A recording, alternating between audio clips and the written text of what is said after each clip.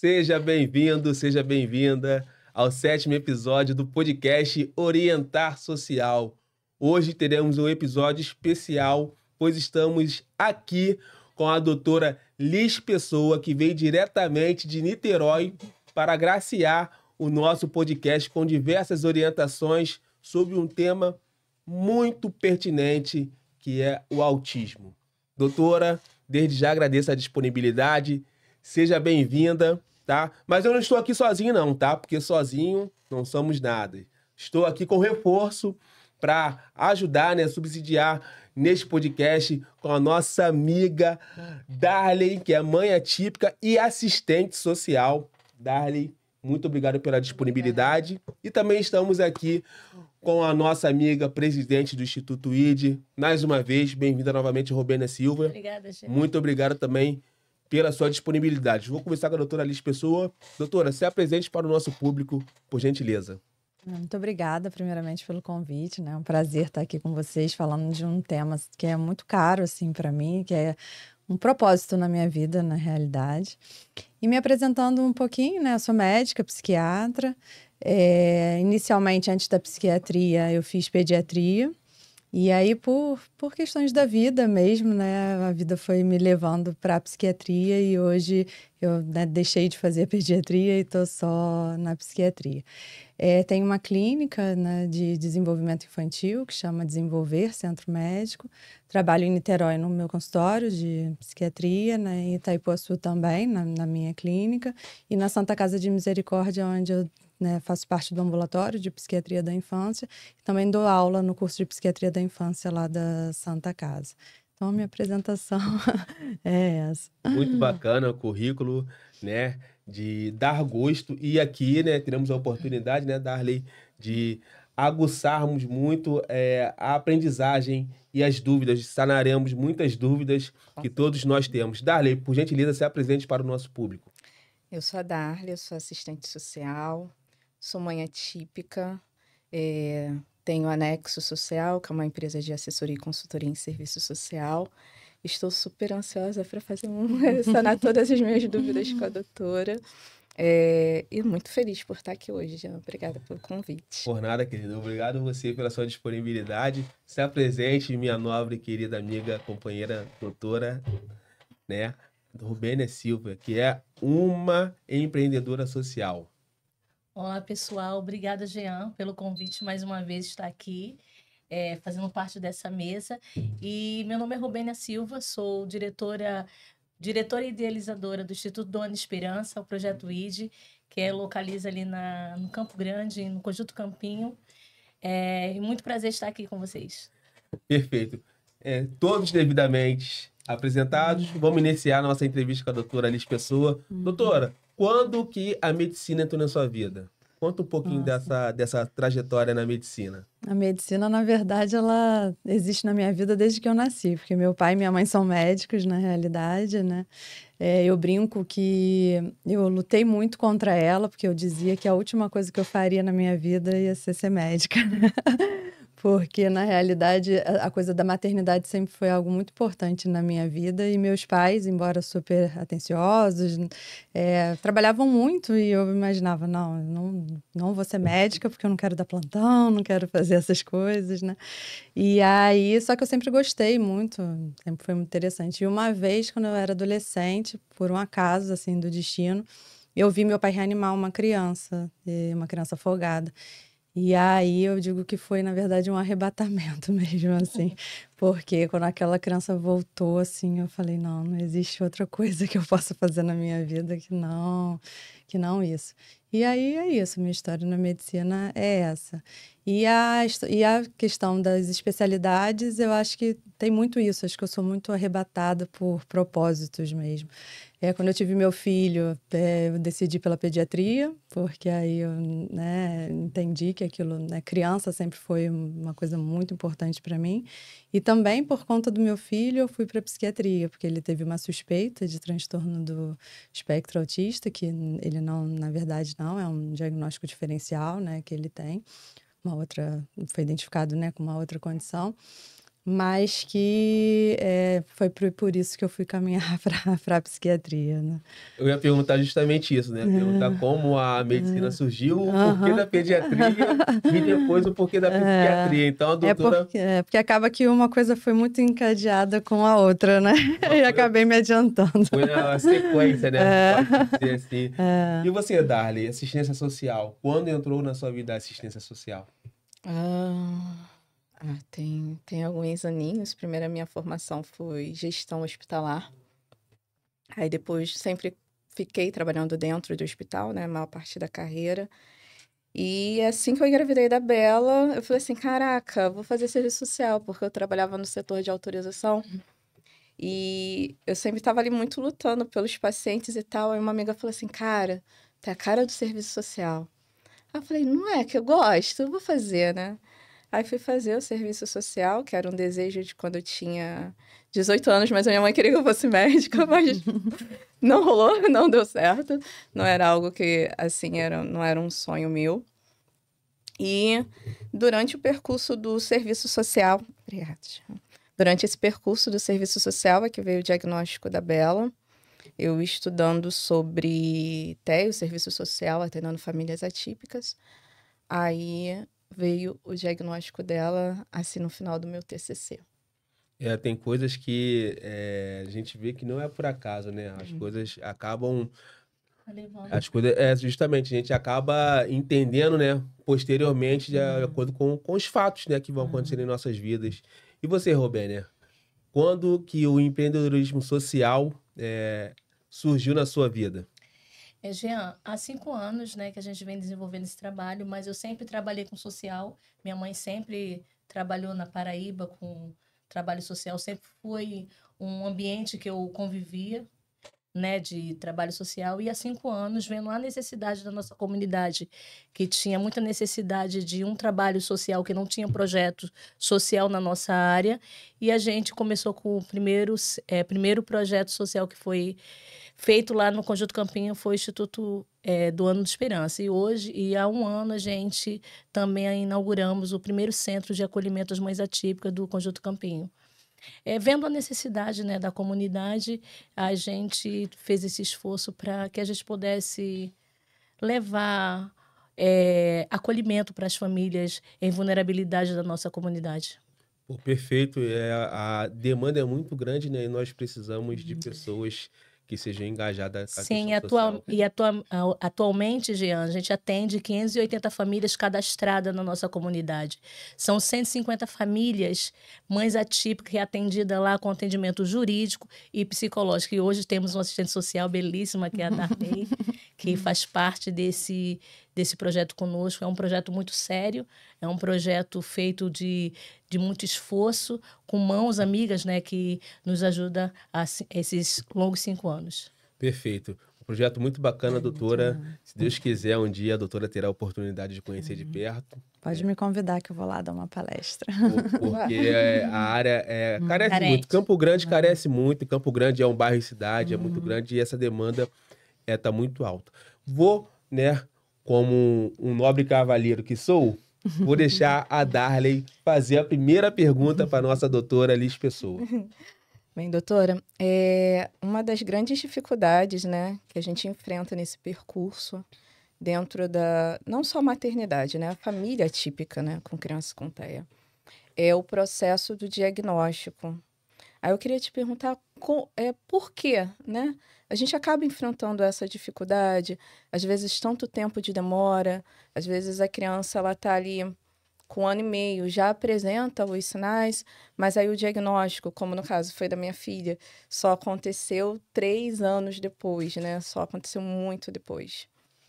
Eu acho que no caso do autismo, quando você, né, me faz essa pergunta, a gente tem que primeiro tentar conceituar e entender o autismo, né? A gente está falando de algo que hoje a gente pensa numa visão espectral, né? Aquilo, né, que na verdade você tem desde aqueles, né, com um nível de suporte, né, muito grande, né, até aqueles que precisam de muito pouco suporte.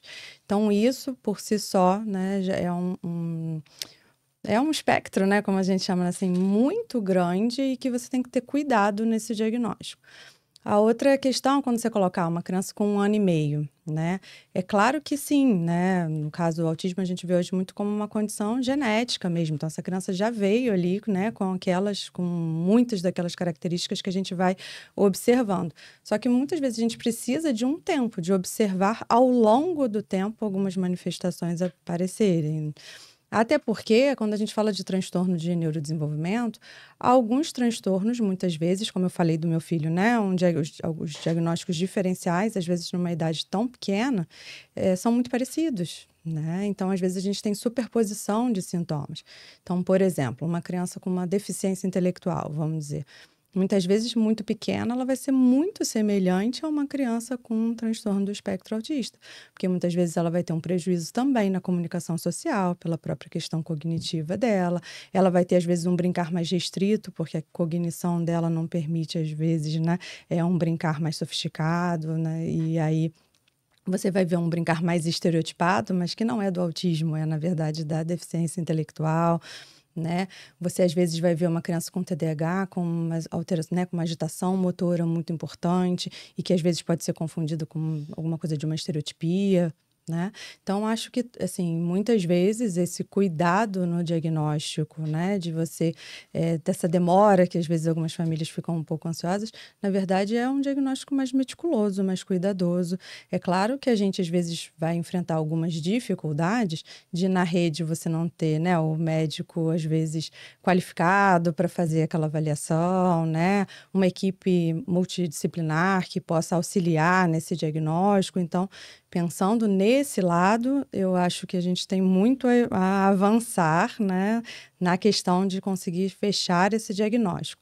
Mas em relação, às vezes, à demora, tem muitas vezes crianças, né, no espectro que a gente só vai conseguir realmente fazer esse diagnóstico quando a demanda social aumenta muito, porque aí você vai ver prejuízos ali de, né, de comunicação social, por exemplo, ser mais literal, de interpretar, ter às vezes uma dificuldade de interpretar uma piada, uma metáfora, e que isso só vai, né, ser mais observado conforme essa criança está um pouco mais velha, porque a gente precisa de estar numa certa idade do desenvolvimento que permita essa avaliação. Então, acho que tem muitas camadas, assim, né, nessa pergunta, que é uma pergunta extremamente importante, mas que tem relação com tudo isso, né? Não sei se eu Para dar um laudo certeiro, né? Para não dar um laudo exatamente, equivocado, né? Quando a gente está falando de autismo, a gente está falando de algo que é para a vida inteira, né? Então, a gente tem que ter muita certeza daquele diagnóstico que a gente está fazendo, né? Desculpa, Jean, até o fluir da pergunta mesmo é porque quando a gente entra dentro da própria rede do SUS e até mesmo o plano de saúde, para a gente conseguir iniciar o processo terapêutico, as mães acabam precisando da questão do laudo. Porque às vezes a gente chega num psicólogo, né, para iniciar o tratamento, e ele fica ali perdido, porque ele não sabe, a mãe também não sabe explicar, porque eu não tenho laudo, né, não sei o que essa criança tem. E ali é que vai começar e vai tentar se achar um caminho, né, a seguir. E com o laudo, esse profissional, ele já sabe ali o que fazer, né? Ele pode ir para um processo terapêutico mais assertivo para essa criança, para um avanço, para uma evolução, né? Começando cedo, ele consegue evoluir muito mais. Então, eu acho que o mais importante não é o diagnóstico precoce, tá? E aí eu vou explicar isso para não ter nenhum recorte, né, alterado. O mais importante não é o diagnóstico precoce, é a identificação de alterações dos marcos de desenvolvimento precocemente para que a gente possa fazer uma intervenção precoce. Então, eu preciso identificar, essa criança tem uma alteração de linguagem. Então, ela tem uma alteração de linguagem, que alteração é essa? Se é por transtorno de desenvolvimento da linguagem, se é por autismo, se é por deficiência intelectual, mas que alterações são essas e o que eu preciso fazer? Eu preciso dessa intervenção, seja com 1 ano e meio, 2, 3, mas eu preciso da intervenção. Então, mapear, né, essas dificuldades, né, identificar o que tem de alterado nessa criança para que eu possa intervir, isso precisa ser feito o mais precoce possível. E aí, trazendo a questão da pediatria, eu bato muito nisso. A gente precisa capacitar o pediatra. O Pediatra é aquele que vai estar com aquela criança até 1 ano, por exemplo, mensalmente. Depois dos 2 anos, a cada 2 meses ou a cada 3 meses. Se esse profissional, ele avalia desenvolvimento, e na minha prática clínica como pediatra, né, eu avaliava mesmo com instrumentos de avaliação de desenvolvimento. Eu consigo identificar, né, atrasos, prejuízos, né? Não necessariamente fazer diagnóstico, mas entender que essa criança precisa de uma fono, de um fisioterapeuta, de uma terapeuta ocupacional, para que eu possa intervir precocemente. Tem até alguns artigos assim que colocam, né, que quando a gente não instrumentaliza essa avaliação de desenvolvimento, e aí o certo, né, pela Academia Americana de Pediatria, você fazer isso com 9, 12 e entre 24 e 30 meses, você deixa de fazer 70% dos diagnósticos até a idade escolar, que é 6 anos de idade. Então, assim, da importância do pediatra nisso daí. Então, a gente fica, às vezes, pensando numa atenção lá, né, da ponta, né, do psiquiatra, que já é o especialista, mas a gente esquece dessa base que é tão importante, né, e que já poderia auxiliar muito, né, nessa intervenção precoce, como eu estou te colocando, né. Robênia, lá no Instituto, é uma dificuldade que é apresentada no dia a dia a falta de laudo Sim, gente, detalhado? a gente tem vários relatos lá, né? Porque como as famílias de lá são famílias em vulnerabilidade, são famílias com pouco recurso, então, assim, a mãe identifica que a criança tem algum transtorno, a escola identifica, só que ele não consegue o suporte, né? Por essa dificuldade hoje eu consigo compreender que pode ser por causa dessa dificuldade do médico ter que dar um laudo precoce, né? Para não errar. Então, assim, é uma dificuldade, a dificuldade mais é no atendimento na clínica, nas clínicas públicas, né? Que elas têm dificuldade de ter o laudo, porque pela demora também a questão do atendimento, as pessoas não serem preparadas, né, para atender aquela mãe, as necessidades daquela mãe, é isso.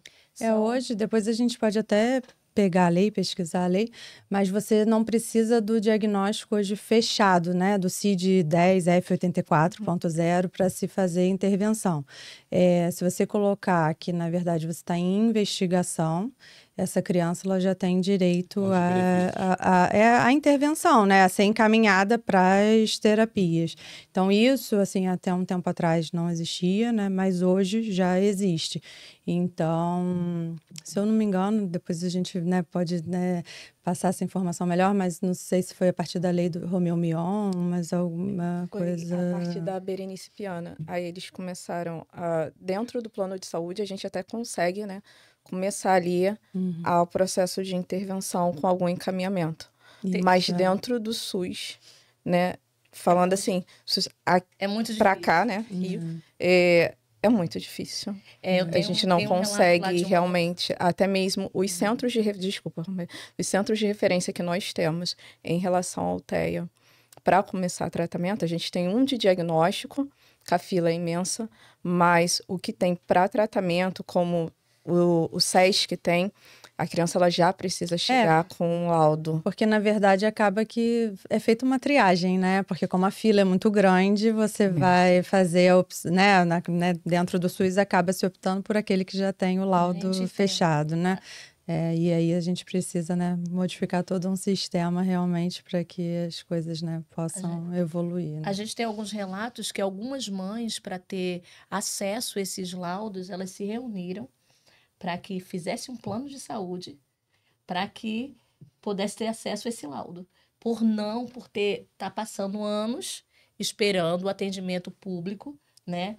Tem todo esse trabalho que a mãe passa pelos médicos, passa pela equipe médica das clínicas, e elas terem que pagar, se reunirem para poder fazer as vaquinhas virtuosas para poder conseguir o laudo. Isso é alguns relatos, né, que a gente tem na nossa instituição. E assim, a gente vê o quanto estamos despreparados, né, como sociedade, assim, que essa doença sempre existiu, né? Eu acho que, né, na questão do transtorno do espectro autista, a gente tem que entender, né, que hoje, né, pelo CDC, A princípio é 1 para cada 31, né? Uma criança autista para cada 31. Pode ser que tenha, né? Algumas pessoas, né, criticam um pouco esses números, né? De se colocar que talvez seja um número superestimado, hiperdiagnósticos, sim, né? A gente pode estar falando de alguma forma disso. Porque, como eu falei, tem muitos diagnósticos diferenciais. Então, por exemplo, a deficiência intelectual, o autismo aumenta e a deficiência intelectual cai. Então, até que ponto muitos deficientes intelectuais eram diagnosticados, assim, na verdade são os dois lados, né?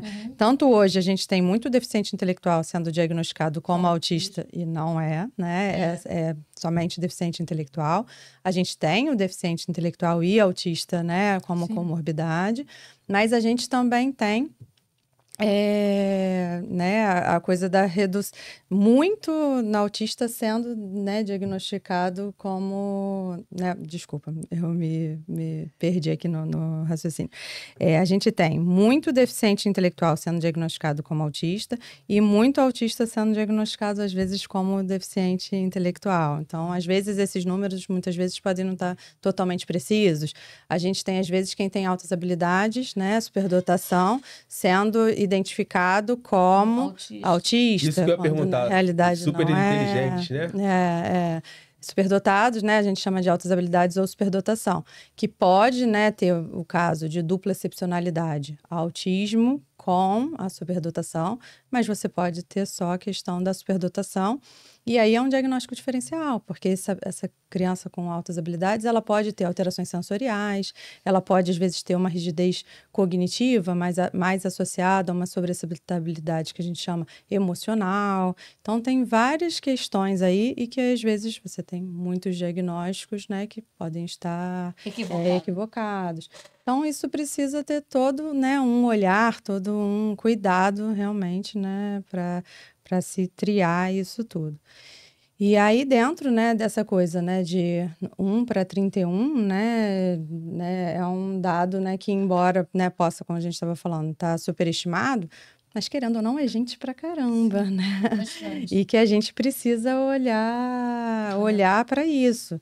E olhar no sentido de pensar políticas públicas para essas pessoas. Porque isso, né, ainda que esteja superestimado, é muita gente. E a gente vai precisar, sim, de muita política pública, seja na questão da saúde, seja na assistência social, seja em relação às escolas, né? Que é um outro, né, uma outra questão que daria um podcast só sobre isso, né? Então, a gente precisa estar com esse olhar muito, né, afinado, né, e para conseguir essas mudanças. Doutora, então veja se eu entendi direito, né? O questionamento, um dos questionamentos foi a questão da demora, né, do diagnóstico e, consequentemente, do laudo, né? E a doutora trouxe aqui várias possibilidades para justificar essa demora. Né? Uma situação, por exemplo, é a questão do detalhamento, né, de um laudo, de um diagnóstico fidedigno, né? Porque há hiperdiagnósticos e isso aí interfere, consequentemente, nos dados. Sim. Né? De 1 para 31 pode ser 1 para 25, né? Só que 1 para 31 é o dado que nós temos e hoje... temos que trabalhar em cima dele. Isso. Falta capacitação também, né, dos profissionais, das equipes multidisciplinares que falta, atuam. Inclusive, psiquiatra, né? A gente médicos, tem né? pouquíssimo médico, pouquíssimo médicos. Psiquiatra da infância. Então, isso também acho que é uma coisa que é importante, né? Na rede, né, do município que é onde é a minha clínica, falta, né, às vezes tem uma fila gigante, mas tem uma rotatividade grande de profissionais, né, de saúde mental, e, né, a queixa é muito disso, da falta do profissional, né, para trabalhar. A falta, né, de profissionais também dá essa demora no laudo, né? Tipo assim, para as pessoas em vulnerabilidade. Não é tanto que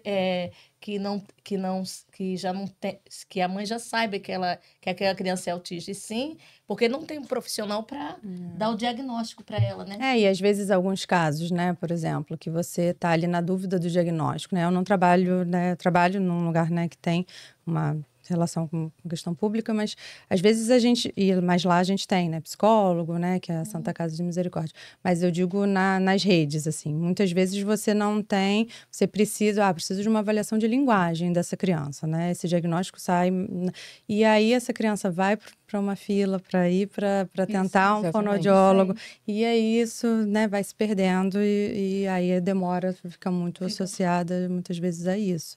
Onde as mães têm que fazer todo esse percurso longo. Às vezes precisa de uma avaliação neuropsicológica, né? Que aí é uma outra questão que é muito difícil da gente conseguir. Então, acho que todos esses percalços aí acabam, às vezes, levando, né, a essa demora no diagnóstico também, né? A maioria do nosso processo de laudo, né? Assim, das famílias que eu acompanho, e meu nem tanto, né? A avaliação da minha filha, ela foi feita por uma neurologista, especialista. Ela fez a avaliação, né? Que realmente aconteceu depois de longos anos, né? Só a questão medicamentosa, ao invés de trazer a questão do laudo para ela, para eu saber como agir. Ela fez em 2 horas a avaliação da Bela, dentro de um serviço público. Tinha faltado luz, então foi a base de luz de celular. Foi assim, E é onde eu falo a importância de ter esses médicos humanizados, sabe? De ter vocês na rede com esse olhar para as mães. Porque foi um período muito longo ali de sofrimento, né? Dela mordendo, dela batendo, dela tendo crise, e eu não sabendo o que era. Por que minha filha não me ama, né? Por que minha filha não gosta de mim? Aí encontrar um médico que realmente tem esse olhar, tipo assim, ele para ali para fazer toda a avaliação. Mesmo eu tendo plano de saúde, eu não consegui fazer a avaliação dela dentro do plano de saúde. Eu precisei realmente ir para o SUS, uma médica do SUS, dentro de um projeto social, dentro de uma OSC, ela fez a avaliação da Isabela. Ela chegou e falou, não, olha, eu vou estar aqui laudando por mês, assim, a gente vai pegar essas crianças e vamos investigar. Então, dentro do SUS, a gente tem essa dificuldade realmente de ter a avaliação neuropsicológica, o que quando a gente vai tanto para o particular, né, tanto para o plano de saúde, a primeira coisa que neurologista pede, né, psiquiatra pede, é a avaliação neuropsicológica. Na realidade, assim, o diagnóstico de autismo, TDAH, né, o diagnóstico é clínico. Não necessariamente a gente precisa da avaliação neuropsicológica. Mas tem isso, tem casos que são mais desafiadores e que aí aquilo ali vai auxiliar nosso diagnóstico, né? Eu gosto de deixar isso claro, porque às vezes também né, como a gente está sendo pelas mães, né? E aí as pessoas às vezes vão achar, não, né? Só pode com avaliação neuropsicológica. Isso não é verdade. O diagnóstico é clínico, o médico ele pode fazer essa avaliação. Mas muitas vezes, por exemplo, casos como, por exemplo, criança com altas habilidades e que tem aí um comportamento mais rígido e tal. Às vezes eu me sinto mais segura quando eu peço uma avaliação neuropsicológica, por exemplo, que aí vai estar avaliando ali, né, a parte que a gente chama de teoria da mente, né, que é a capacidade da criança fazer inferências sobre os sentimentos, sobre os pensamentos das pessoas. Então, aquilo me auxilia naquele diagnóstico. Mas não é obrigatório, só pra gente, né? Porque eu sei que acontece muito isso, né? Hoje parece que todo mundo só quer dar o diagnóstico quando pede uma avaliação psicológica. Viu? E uma orientação para o nosso público. O diagnóstico, ele é clínico, não necessariamente precisa ser do neuro, do psiquiatra, né? Não, na verdade, ele é clínico, ele é, assim, o médico, psiquiatra, neurologista, né? Pode fazer esse diagnóstico. Não precisa do exame que chama avaliação neuropsicológica. Perfeito, perfeito. Então eu interpretei errado, mas não deixou de ser uma orientação. A avaliação, ela é clínica, né? Realizada por esses 2 especialistas, né? Pelo clínico, pelo neuro e pelo psiquiatra. Pelo psiquiatra, isso. Perfeito. Doutora, aproveitando aqui a oportunidade, a doutora pode fazer um resumo da diferença dos diagnósticos, né? Na prática, né? De quem tem TOD, de quem tem TDAH, de quem tem TEA, de quem tem altas habilidades, porque as pessoas muitas das vezes se confundem. Sim. Olha assim, uma pessoa que tem TDAH e acha que essa pessoa tem TEA e vice-versa. Pode fazer um diferencial assim em resumo pra gente? Posso. Poderia incluir também a questão do transtorno de personalidade, Posso, mas transtorno de personalidade a gente, em geral, fala mais na vida adulta, tá? Mas eu vou tentar. Obrigada. Então, transtorno do espectro autista. A gente está falando de alguém que tem como base, a coisa principal, um transtorno de comunicação social. Tá? Que pode ser desde aquele autista não oralizado, né, que não fala, que não tem uma fala funcional, até esse autista, às vezes, que vai ter uma dificuldade na interpretação, nas metáforas, né, em iniciar uma conversa, né, que fica ali o tempo todo dentro de uma conversa, né, pensando em como que ele vai falar, como que ele vai entrar, como ele vai sustentar aquela conversa, que não vai entender uma piada, que às vezes não vai saber sair também, né, de uma situação, né, social. Então, a gente, né, tá falando, né, como eu falei lá no início, de uma visão espectral. E, além disso, esse seria o critério, né, ali a gente tem os critérios que estão relacionados a comportamentos repetitivos e restritos. E aí, o que é isso? Né, que comportamentos são esses?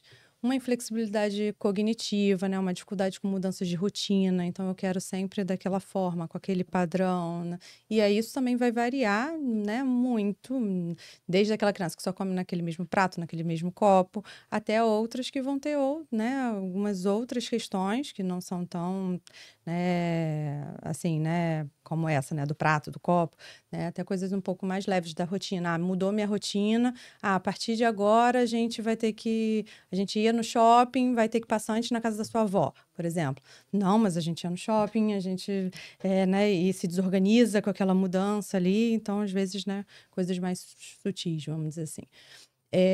Até a questão das alterações no processamento sensorial, né, incômodo com barulho, com questões táteis, mão melada, molhada, areia, roupa, etiqueta, né? Então, a gente tem várias alterações sensoriais. Estereotipias, né, movimentos estereotipados, seja de flapping, seja de balanceio de corpo. Isso é importante a gente falar, porque estereotipia ela não é uma coisa que é só do autismo, tá? Ansiedade, a gente tem estereotipias, né? E quando tem o transtorno só de estereotipia, tá? Que é um tipo que a criança não tem os prejuízos de comunicação, mas só tem estereotipia. Então, é todo um mundo, né? Por isso que o diagnóstico, como eu falei, precisa ser detalhado, né? Então, a gente tem estereotipia, ecolalia, que é repetir aquilo que a gente acabou de, né? A gente está falando com a criança repete a palavra que a gente acabou de falar. Ou uma ecolalia tardia, repete uma frase de desenho, né? Sempre daquela mesma forma. Então, né, tem todas essas questões, né, o brincar estereotipado, então enfileira todos os brinquedos, não brinca de forma funcional. Então, a gente pode ter vários aí comportamentos repetitivos e restritos. A outra coisa que eu acho que é fundamental a gente falar sobre o diagnóstico de autismo é a gente não esquecer que para ser autista precisa ter um prejuízo funcional. Eu ter traços de autismo, né? Eu ter, assim, uma característica de, às vezes, ser mais inflexível numa coisa, ser mais tímido, colecionar alguma coisa, né? Que são os interesses restritos, né? Só gosto de futebol, só gosto de, né? Às vezes, né? Dependendo da criança, né? Vai ter ali o que as pessoas chamam de hiperfoco, né? Mas eu ter ali traços, às vezes, gosto muito de figurinha, gosto muito de países, de saber sobre isso, tenho uma questãozinha sensorial, um incômodozinho com barulho, mas eu estou me relacionando, estou na escola, estou bem, tenho amigos, me comunico bem, né? Não tenho comportamento de evitar as pessoas. Ter esses traços não significa... Se eu não tenho um prejuízo funcional, alguma coisa que atrapalhe a minha vida, se eu não tenho prejuízo, o que é transtorno? É aquilo que nos traz prejuízo. Então, se eu não tenho prejuízo, eu posso ter quantos traços for. Eu não sou autista. Né? Então, o nome já é sugestivo, né? Transtorno. Né? Tem que ser algo que traga prejuízo. Porque tem pessoas que têm esses traços e já quer diagnosticar o filho com autismo, né? A pessoa tem todos esses traços de que a senhora falou, mas, tipo assim, não quer dizer que a pessoa seja autista. Exatamente. Eu posso ser, às vezes, ter um perfil um pouquinho mais ansioso, isso não quer dizer que eu tenha um transtorno de ansiedade. Eu posso ser uma pessoa um pouco mais melancólica, isso não quer dizer que eu tenho depressão. Então, ter traços não significa ter transtorno. Eu brinco, se a gente pegar ovo, farinha, leite, fermento, colocar tudo numa batedeira, bater, mas colocar no freezer, eu vou fazer um bolo? Não. Então, ter traços não significa necessariamente eu ter ali aquele transtorno. Não fecha o diagnóstico, né? Não é pré-requisito para fechar o diagnóstico. Exatamente. Então, isso seria, né, o transtorno do espectro autista. No caso do TDAH, transtorno, né, de déficit de atenção e hiperatividade, a gente, né, pode ter o transtorno em que você vai apresentar tanto a hiperatividade quanto a desatenção, né, junto. Como você pode ter a criança que ela é com perfil mais desatento ou com perfil mais hiperativo e impulsivo. Então, também tem essas diferenças aí dentro do TDAH. Mas tentando falar grosso modo, assim, em geral, a pessoa com TDAH, essa parte da hiperatividade, é uma criança que ela não consegue parar, esse corpo, né? Então, às vezes, ela tá ali vendo televisão, focada, interessada, mas é aquele corpinho que não para, né? Tá escorregando e vai e volta. Então, ela tem uma inquietude, ela tem uma agitação que a gente chama de uma agitação motora, que é diferente da agitação psicomotora, que muitas vezes é do transtorno do espectro autista. A agitação psicomotora, aquela criança está incomodada com um barulho, e aí ela começa com estereotipia, né? É diferente. Então, a gente também precisa fazer essa diferenciação. A criança hiperativa, né? Voltando no TDAH, aquela criança que não para, que ela explora todos os objetos, todos os brinquedos, né? Pega aqui, pega ali, né? Então, aquela criança ligada no 220 mesmo.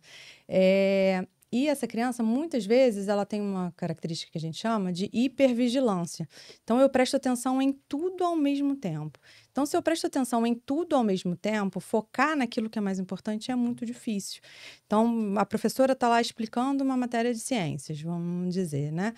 Mas mesmo foco, a mesma atenção que ela está dando à professora explicando, é a que ela deu para o amigo que levantou, para a borracha que caiu, para o passarinho que passou na janela, né? Então, e aí ela tem que fazer um esforço enorme para conseguir falar, não, o importante é a professora. E aí ela volta. E aí ela volta. E isso é muito difícil. E aí vai ser aquela criança que quando você vê tá falando com um coleguinha, e a professora tem que falar várias vezes, fulano, né? Então, ela tem essa hipervigilância que faz com que ela seja, que a gente chama hipotenaz, que é o quê? De conseguir sustentar uma concentração. Uma outra característica do TDAH, em geral, é a impulsividade. Então, é falar sem pensar, ser franco demais. E aí, às vezes, pode parecer autismo, né? Porque, autista, que as pessoas falam, não tem filtro, né? Fala, né? Franco, Sim. né? Mas, às vezes, é só do TDAH, às vezes ele é impulsivo. Aí, quando ele vê, ele fala, ih, caramba, já falei agora, né? Tipo, então tem toda essa... A questão, assim, né, do TDAH, principalmente, são essas. Robênia, desculpa, doutora, você foi diagnosticada com TDAH? Sim, eu tenho TDAH. Há muito tempo fui diagnosticada. Eu tenho esse negócio de Hipervigilância, né? hipervigilância, de me mexer bastante, né? Então, assim, é bem importante, assim, tá conversando sobre isso, porque assim, a gente fica muito atenta. E acaba se vendo. Acaba se... É muito bacana, muito bacana. Cérebro vai assim, ó. Muito rápido. Aí cansa, né? E o pior é que deixa a gente exausto, porque a gente pensa tanto, presta atenção. Tanto e como você quer, na verdade, né? Por exemplo, né? Uma criança que às vezes é uma criança até que quer cumprir as regras, quer fazer as coisas, e aí ela sabe, por exemplo, que a professora é mais importante. Então ela fica, não... Eu tenho que voltar. Eu tenho que voltar. Eu tenho que voltar. Imagina ler um livro, né? Você está ali tentando se concentrar. Eu tenho uma amiga que fala, Rubênia, volta, Rubênia, volta. Você está tentando se concentrar num livro, mas cada hora alguma coisa te tirando atenção. Você desiste, porque fica extremamente cansativo. É cansativo. Né? Você ficar ali tentando sustentar a sua atenção. Já o transtorno opositor desafiador, né, que você perguntou... É o TOD. O TOD, ele muitas vezes ele acompanha muitos transtornos, né, que, por exemplo, TDAH. É comum, às vezes, ele acompanhar o diagnóstico, né, de transtorno de déficit de atenção e hiperatividade. No caso do autismo, ele pode sim acompanhar, mas a gente tem que ficar bem atento, porque às vezes não é TOD. Tá? Muitas vezes, no caso do autismo, a gente está falando dessa inflexibilidade cognitiva, de uma dificuldade de regulação emocional, que pode ter relação com a questão sensorial. Então, sempre tem que ter muito cuidado nesse diagnóstico, sabe, da comorbidade, né? TEA com o transtorno opositor desafiador. Como em geral é uma criança com um transtorno opositor desafiador? O nome já diz, né? Ele é opositor e ele se opõe e ele se desafia. O nome é sugestivo. Bem sugestivo. Então, ele é aquela criança que normalmente o objetivo dela é te desafiar, né? O objetivo dela é testar os seus limites na realidade. Muitas vezes tem uma característica de ser crianças que são mais vingativas, muitas vezes elas tentam justificar os seus erros. Desculpa. Muitas vezes elas tentam justificar os seus erros, né? Colocando a culpa nos outros. Então, assim, né? A característica do TOD, ela é basicamente essa de uma criança que está o tempo todo tendo uma dificuldade de respeitar a hierarquia, tendo uma dificuldade mesmo para cumprir ali as regras, né? Os limites, tudo isso. Hein, doutora? Acho que é interessante também trazer, porque a Bela, né? Quando ela começou o tratamento com o psicólogo, e a gente ainda não sabia que era TEA, né? Ainda tratava como mutismo seletivo. E eu lembro que eu tive uma dificuldade muito grande de aceitar o TOD, né? A psicóloga falando comigo. E eu, não, mas a minha filha, ela não se vinga. Até o dia que a psicóloga, ela me explicou, mas quando você pega, ela tá ali rígida e você põe de castigo, o que que ela faz? A Isabela, 3 anos e meio, ia pro meu lado da cama, pegava o meu travesseiro e fazia xixi no meu travesseiro. Aí, um belo dia, estou lá no consultório para ela fazer a terapia. E eu estava assistindo uma aula, eu falei assim para ela, não, filha, mamãe só precisa assistir uma aula, época da pandemia. Falei, daqui a pouco você tem que marcar presença e te entrego. Só que a psicóloga chamou ela para consulta. Ela entrou, fiquei, quando consegui já, né, para ela poder entrar sozinha. Daqui a pouco a psicóloga, mãe, pode vir? Aí eu, linda, feliz, contente, guardei o celularzinho, lá fui eu.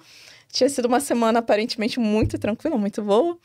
E a Isabela, ela fala, né? Ela traz, mãe, é a psicóloga, o que aconteceu? Eu falei, nada, tá tudo bem. Não, aconteceu alguma coisa. Porque a Isabela falou que você tá batendo nela todos os dias. E você bate nela até ela sangrar. Aí, quando eu virei assim, Isabela, eu faço isso com você. Olhou dentro dos meus olhos. Você faz. A psicóloga olhou pra mim e falou assim, tá vendo, mãe? Aí o Totti. Que é algo assim que pra mim minha filha não se vingava, mas aquele dia ela se vingou. Eu falei, Senhor, se é uma pessoa que não sabe o diagnóstico dessa criança, que não conhece, que não tá acompanhando, vai acreditar que a mãe ali tava espancando a criança todo dia. Ia dar conselho tutelar, ia dar... Gente, imagina! A pessoa tá estudando serviço social e chega no consultório. Lá, e também tem as crianças que não são nem TOD, nem TEA, que são mal criados mesmo, né? E as mães querem empurrar um laudo, né? E a questão, que você perguntou também da questão das altas habilidades de superdotação, né? Isso. E aí, né, no caso das altas habilidades, a gente tem que diferenciar, né? Tem as altas habilidades produtivo-criativas e tem altas habilidades intelectual acadêmica, que a gente chama, né? No caso dessa intelectual acadêmica, a gente está falando realmente de crianças que têm, normalmente, um quociente de inteligência mais elevado, né? Que os trabalhos que são mais rígidos, assim, colocam ali um QI de 130, mas acima de 130. Mas tem alguns pesquisadores que falam de 120, a partir de 120, você já poderia estar falando desse intelectual acadêmico. E que tem, então, essa inteligência superior e que precisa ter também, né, no Brasil se utiliza muito um pesquisador que se chama Renzulli, que ele fala de você ter, na verdade, um empenho muito grande dentro das tarefas daquilo que você gosta, né? Então, querer saber, né? Querer buscar muito ali as coisas dentro daquilo que você se propõe, que pode ser confundido com hiperfoco, na questão do autismo, né? E também uma criatividade, originalidade, pensar fora da caixa, né? Trazer ali alguma coisa diferente. Então, né, quando a gente está falando, né, das altas habilidades, a gente está falando disso. O produtivo criativo é a mesma coisa, é uma capacidade superior, né? Não necessariamente uma inteligência, né, que a gente está falando né, do coeficiente ali de inteligência, mas uma capacidade superior em alguma área, né? E com originalidade, com uma capacidade diferenciada naquela área e com muito empenho naquela tarefa. Então, vamos dizer assim, né? Uma grande bailarina que se destaque, né? Com certeza tem altas habilidades naquela, né? Naquela área. Então, as altas habilidades seriam isso. Agora, o que traz muita dificuldade, né? E nessa coisa do diagnóstico diferencial das altas habilidades com o autismo, é essa questão das sobreestabilidades que tem, né? Uma pessoa que estudou, né, toda a parte socioemocional das altas habilidades, que é da Brovitsky, que ele fala das sobreestabilidades da pessoa com altas habilidades de superdotação. E aí, nessa sobreestabilidade, né, você tem sensorial, que aí fica, né, porque o autista, uma das coisas de comportamento repetitivo e restrito, né, são as alterações do processamento sensorial, então eles podem apresentar isso. Você tem a sobreexcitabilidade emocional, que é essa criança, na realidade, que às vezes ela vai ter um grande apego às suas coisas ou às pessoas, né, à família, e fica parecendo uma rigidez. Às vezes um grande senso de justiça, e aí e é isso que leva à desregulação emocional, porque ela não, assim, não permite nem ver injustiça, nem se sentir injustiçada, e aí desregula emocionalmente, né, com muita facilidade. A gente tem às vezes crianças com um alto grau de empatia, e isso às vezes diferencia um pouco do TEA, né? Que não é que a criança com autismo não tenha empatia, não é isso, né? Ela pode ter empatia, mas às vezes é uma empatia mais, que a gente chama mais cognitiva, de eu entender claramente, de eu entender cognitivamente o que aquela pessoa sofre e tal. Mas a questão de ficar mortificado, sabe? Que é uma empatia mais, né, no caso, afetiva, às vezes a pessoa com autismo vai ter dificuldade. E aí, então, assim, né, nas autoexcitabilidades a gente pode ter essa sobreexcitabilidade aí. Você pode ter uma sobreexcitabilidade imaginativa, que é aquela pessoa que fica ali no mundo das ideias, né, querendo, né, indo para né, viajando ali dentro do seu pensamento e tudo mais. E também pode ter motora, de alto grau de energia, que pode ser confundido com TDAH, por exemplo. Então, por isso o diagnóstico, volto a dizer, né? Não é fácil. E tem que ter um olhar especializado, né? Muito legal. Tem que ser esqueci a palavra. Permanentemente? Alguma coisa assim? Detalhado. Detalhado. Muitas vezes demora, né? Mas também a falta de capacitação do profissional pode estar influindo nisso, né? Sim, nessa demora, né? E a questão de uma visão, acho que é muito importante, uma visão multidimensional mesmo. Como essa criança funciona na família, na escola, como que ela funciona nas terapias. E aí, para que a gente possa montar esse quadro com, na verdade, né, com detalhamento, como você mesmo, né, falou já. Para não se fazer diagnóstico errado e não levar a uma intervenção errada também, né? Isso aí. Eu queria falar a palavra pormenorizado. Tá. Aproveitando essa deixa, eu preciso agradecer os nossos colaboradores. Vamos focar aqui, ó, na televisão. Né, ó, Kowalska Joias. Alô, meu irmão Paulo e Guto. Stael Uniformes. Fernandinho, seu Adilson. Dona Stael, parceiros nossos aqui também. Temos também... Pode passar, produção, por gentileza. Pode deixar passando. Aí, Rafael Paixão, nosso fisioterapeuta, que veio aqui junto com o Vinícius Oliveira no último episódio. Rafael Paixão. Pode passar, produção. Barbearia lá, JR, alô, Digão, Juliane, aquele abraço. Muito obrigado por fazer parte do nosso projeto. Lá pertinho da minha casa. Pertinho mesmo. Olha lá, Espaço Gold, alô, Albino. Aquele abraço, meu irmão. Tamo juntos. Melhor salão da região. Tem mais, cadê a Drogaria Moraes Cunha? Drogaria Moraes Cunha, tem a galera ainda aí. Tem o LR aí, personalização. Ó, ADK Depósito, nosso irmão Derek. Alô, Derek, aquele abraço. Sempre fortalecendo o nosso projeto. Olha lá, LR Personalização. Alô, Guto. Alô, Tatá. Estamos juntos. Tem também aí, ó, WM Festas e Eventos. Alô, Marrom. Marrom, tamo junto, irmão. Tem mais, que eu sei que tem mais. Olha lá, o Lucas Importe. Alô, Lucas. Aquele abraço. Abraço, Lucas. Olha lá, Gabriel, olha lá, GVP Service, Marketing e Serviços. Aí a Drogaria Moraes Cunha. Alô, Marcelo. Muito obrigado por fazer parte do nosso projeto. Pessoal, produção, tem algumas fotos aí, né? Vai ser nosso último bloco, estamos chegando ao fim, né? Infelizmente o tempo é curto para tanto conteúdo. Tantas perguntas ainda. Eu tô saindo daqui cheia de informações. Mas tem as fotos, produção, por gentileza, vai passar as fotos e aí vocês fazem um resumo, né, breve do que significa a foto que vai aparecer ali. Primeiro com a Robénia. Robénia, o que significa essa foto para você? Significa muito trabalho, muita resiliência. Aí estou com meu braço direito, a Rejane, que construiu junto comigo esse projeto. Essa foto é de muita resiliência e trabalho, né? É isso. Resiliência. É a palavra? A palavra é resiliência. Temos que ser resilientes. Doutora, Essa foto é da minha clínica lá em Itaipuaçu, Maricá, é a Desenvolver, Centro Médico Interdisciplinar. A Desenvolver, ela nasce, né, dessa minha, né, como eu falei, né, a medicina, a pediatria, a psiquiatria, tudo na minha vida, todas as coisas funcionam muito a partir de propósitos que eu vou estabelecendo. E ela é a concretização, assim, né, de eu conseguir, assim, organizar, né, todos esses meus propósitos, porque eu acredito muito na intervenção precoce, na intervenção mais do que multidisciplinar, interdisciplinar. Eu conseguir ali sentar com cada profissional e falar dessa criança, entender melhor, né, essa troca mesmo.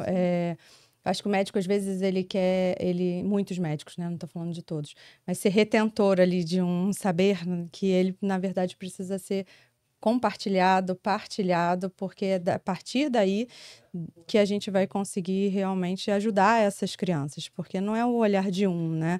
É o quanto que a fono não tem para me dizer sobre esse meu paciente, quanto que eu posso, né, ajudar essa criança, como eu posso ampliar o meu olhar através da visão do psicólogo, do terapeuta ocupacional.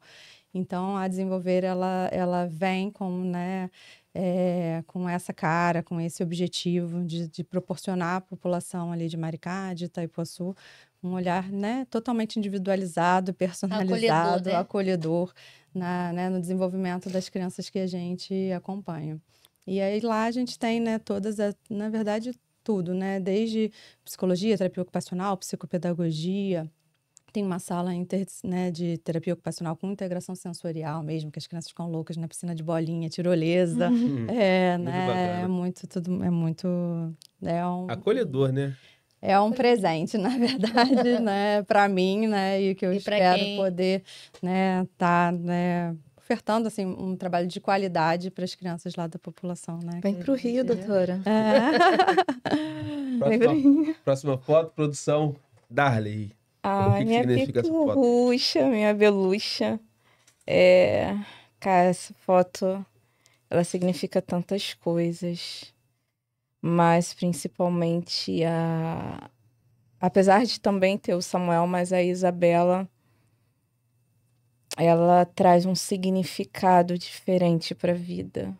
Ela traz a resposta... Não posso chorar não, gente. Ela traz a resposta de luta, de força. Ela é aquela que me moldou, que me fez diferente, que trouxe, assim... O serviço social, ele é muito bonito, mas a Isabela, ela trouxe a essência do serviço social para mim. A essência na prática, né? Exatamente. Ela me trouxe o porquê eu sou assistente social. Por que eu quero trabalhar com neurodiversos? Por que eu me especializei em TEA? Por que eu resolvi trabalhar no terceiro setor? Ela traz essa necessidade de mudar histórias, de virar para outras mães e falar assim, olha, é possível. A gente evolui, a gente chega e tem como ser, sim, uma mãe com uma criança com diagnóstico neurotípico dentro de casa, de TEA, e tá com um sorrisão daquele ali estampado de orelha a orelha. É esse sorriso que eu amo viver, né? Demorou para chegar, mas quando chegou tem sido diário.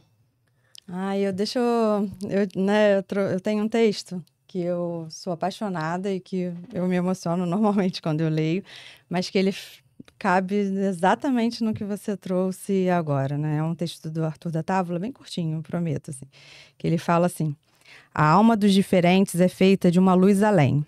Sua estrela tem moradas deslumbrantes que eles guardam para os poucos capazes de os sentir e entender.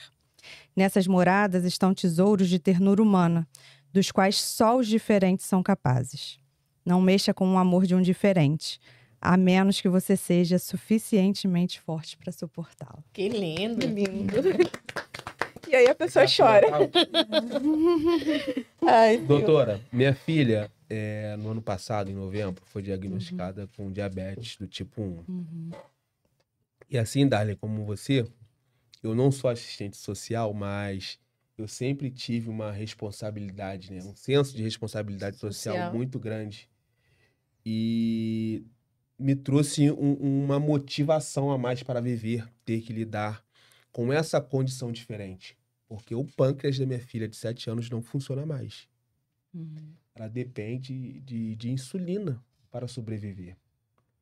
E a partir daí, eu conheci um instituto lá de Brasília, que é o Instituto Diabetes Brasil, que é presidido pela querida Jaqueline Correia, que faz um trabalho magnífico. Esse instituto está crescendo em todo o país.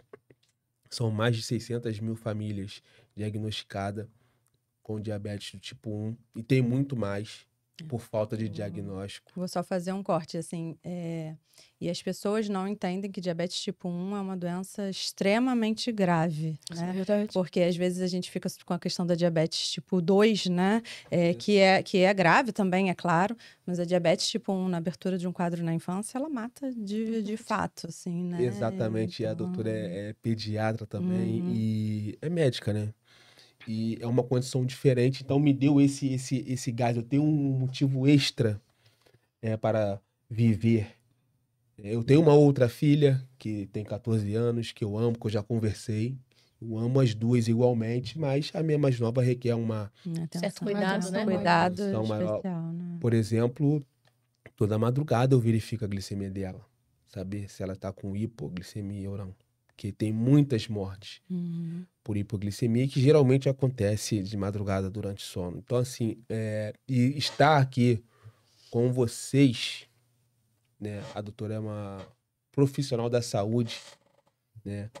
É muito energizante, sabe? Porque todos daqui têm responsabilidade social, mas a doutora, que tem uma clínica, que é um sonho, ofertar um trabalho de qualidade, é muito magnífico e importante, porque para ser um profissional da saúde, né, que trabalhe nessa área, tem que ter não só a capacidade intelectual de conhecer as patologias, as diferenças, né, os detalhes, né, que cada condição tem, né, dar um laudo fidedigno, mas também tem que ter empatia. Sim. É, Tem verdade. que ter empatia. A Precisa ser um Robênia, profissional humano. exatamente, a Robênia, enquanto empreendedora social, ela tem que ter empatia para receber, para acolher as famílias atípicas lá. Você, enquanto, não só porque você é uma mãe Mãe, né? atípica, mas por ser uma assistente social, também da mesma forma. E a doutora, que é psiquiatra infantil, que trabalha com pessoas, com pacientes, com crianças, né?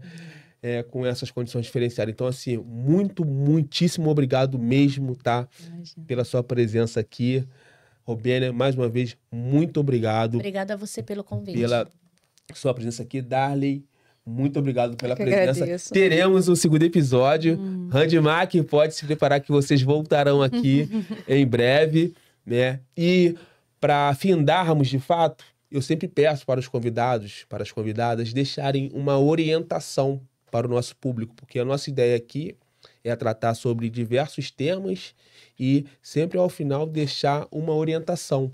Então, doutora, eu peço por gentileza que a doutora deixe uma orientação para as famílias atípicas. Pensar assim, porque são muitas orientações diante de tudo que a gente conversou, né? Mas eu acho que o principal é a gente estar assim, atento ao desenvolvimento infantil, né? Isso é uma orientação que é mais do que para o TEA, né? Como eu falei, né? É para toda alteração que uma criança possa apresentar.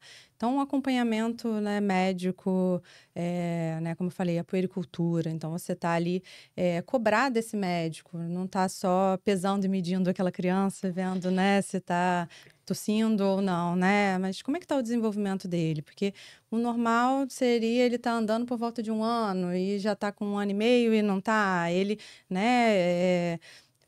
A gente tem inúmeras triagens de desenvolvimento, que são, às vezes, instrumentos, né, fáceis de serem aplicados. Existe na caderneta de vacinação, acho que se eu posso dar, né, uma dica, né, é a gente se apropriar daquela caderneta ali, porque ali estão as principais coisas importantes, né, tanto para o desenvolvimento quanto para o acompanhamento daquela criança, as vacinas, tudo aquilo. Mas a gente tem, por exemplo, no caso do autismo, que é o que a gente está falando, o MChat, que é um instrumento poderoso de avaliação de risco, se aquela criança pode estar no espectro ou não, e para ser né, encaminhada para uma avaliação pormenorizada, alguma coisa desse tipo. Então, eu acho que o mais importante é a gente estar atento ao desenvolvimento infantil, aos marcos daquele desenvolvimento, para que a gente possa aí intervir precocemente e, então, né, fazer um diagnóstico quando aquilo for, né, quando ele existir, né, de fato. A intervenção precoce, né? O diagnóstico precoce, ele salva vidas. Doutora, muito obrigado pela participação Imagina, e pela eu que orientação. agradeço. Rubênia, qual a sua orientação para as famílias atípicas que nos Eu estou levando a orientação que eu aprendi aqui com a doutora, que as mães tenham um pouco mais de paciência para que os seus filhos, né, tenham um laudo preciso, né, que muitas das vezes não é por falta de interesse do médico, e sim porque existe, né, uma necessidade de estudar mais, caso a caso. É isso, que as mães tenham mais um pouco de paciência e que nós vamos avançar, se Deus quiser. Obrigado, Rubênia, pela orientação. Obrigada a você. E por sua presença. Darley, sua orientação para o nosso público. A minha orientação é que as mães não desistam, né? Eu falo, se eu tivesse encontrado a doutora Liz lá atrás, eu seria muito feliz. Eu não teria tanto nervoso de psiquiatra como eu tenho hoje. Então, que a gente possa, que as mães, pais, eles continuem buscando, né, ajuda profissional, continuem atentos. Às vezes a gente encontra no meio do caminho, né, profissionais como a doutora Liz, que são raros, mas a gente encontra. Sim. E isso com certeza vai fazer a total diferença na vida de cada um. Então, não desistam do filho de vocês, estudem, procurem se informar, estejam sempre atentos, né, como a doutora disse, aos marcos do desenvolvimento.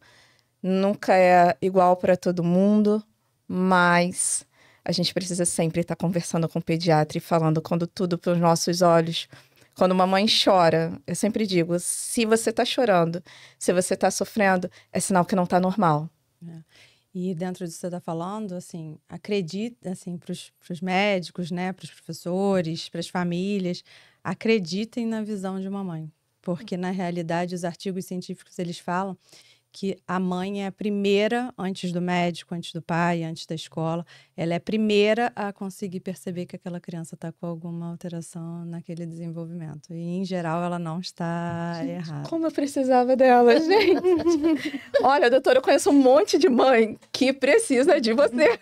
Eu estou saindo daqui cheia de informações para passar lá para as mulheres assistidas lá no projeto. Queridas, teremos a parte 2 deste episódio. Mais uma vez, agradecer o tempo, a disponibilidade de todas vocês. Muito obrigado mesmo. Infelizmente, o tempo findou-se, mas teremos a segunda parte deste 7º episódio. Para você que nos acompanha, muito obrigado. Sigam-nos nas redes sociais, no Instagram, lá no YouTube. Se inscreva no nosso canal no YouTube, porque é muito importante a inscrição de vocês no nosso canal no YouTube para que o nosso projeto continue. Até breve. Um abraço, um beijo no coração de todos.